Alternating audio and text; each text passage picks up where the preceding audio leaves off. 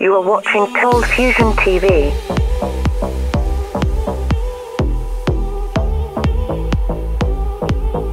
Hi, welcome to another ColdFusion video.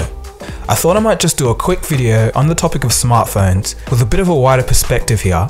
It's just really me conveying some of the thoughts I've been having over the past couple of days. So lately, I've just been doing a bit of reading up on Mobile World Congress, you know, watching some videos and that kind of thing. And I quickly realized that there were two big stars this year, Samsung and LG. I also noticed that Samsung was kind of playing it safe, maybe because they have too much to lose if they get things wrong, but regardless, they're kind of going the Apple way.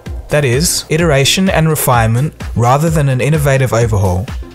While the S7 seems to be better than the S6 in every way, especially in the battery and camera department, I'm not too keen on that philosophy.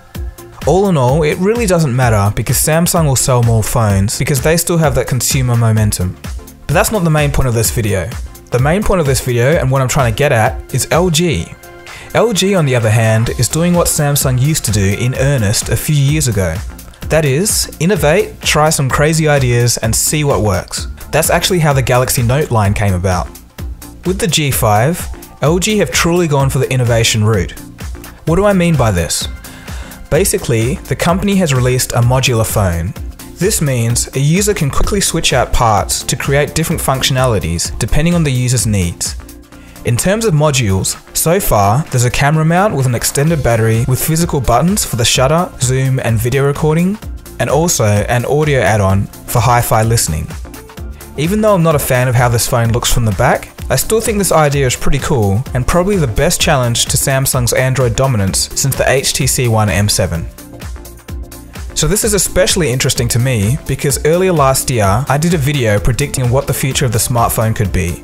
In that video, under the function section, I said modular phone designs would start to leak into the mainstream if the price of handsets stayed elevated.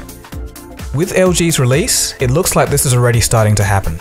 That being said, the G5 is just a first generation product of the modular idea, and my guess would be that the add-ons would probably be pretty expensive and wouldn't offer enough functionality to be worth it for some people. But still, I think this is the start of something. Modular designs make a whole lot of sense. It may just be a matter of time before we get to the Project Ara stage of swapping out cameras, CPUs, RAM, and various other integrated components effortlessly instead of going out and buying an entirely new handset each and every time. So in conclusion, with phones like the LG G5 and even the next bit Robin, a phone which primarily relies on cloud storage, it's good to see this kind of thing, as we've just seen a bit of a revolving door of ideas in the smartphone industry over the past few years. You know, a little spark is needed every now and again. So, are modular phones here? With LG being the first major manufacturer to put one of these out to the market, and also the Fairphone 2 being the first ever modular phone, the answer is yes. Modular phones are here, but they've just got their toes in the door. We'll have to watch this space closely and see how this all plays out. Hopefully more manufacturers take modular designs on board, maybe even just as an optional extra on a particular model. So yeah, that was just a quick video with a few of my thoughts. I just thought I'd like to share them with you. As a side point, I was going to do a video on the Ringing Bells Freedom 251. It's a $4 smartphone set to be released in India in a few months. I say I was going to do a video on that because when I researched a little deeper, it actually looks like a scam.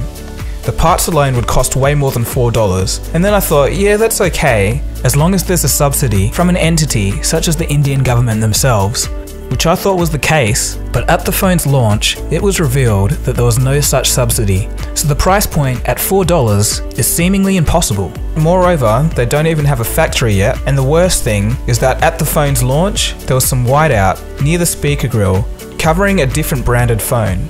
So that means at the launch, the company just bought a whole bunch of phones and put whiteout over the name and called it their own.